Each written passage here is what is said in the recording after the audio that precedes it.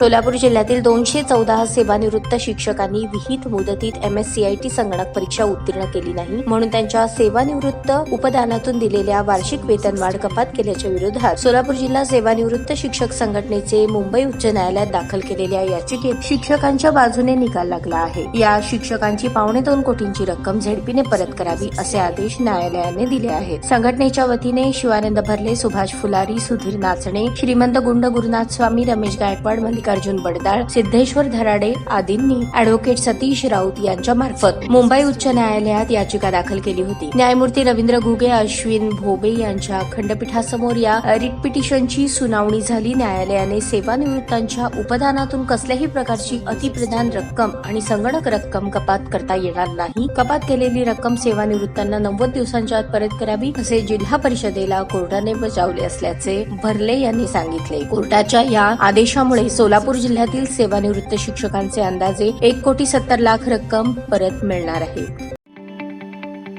ताज्या बातम्या पाहण्यासाठी प्राईम महाराष्ट्र न्यूज चॅनलला सबस्क्राईब करा।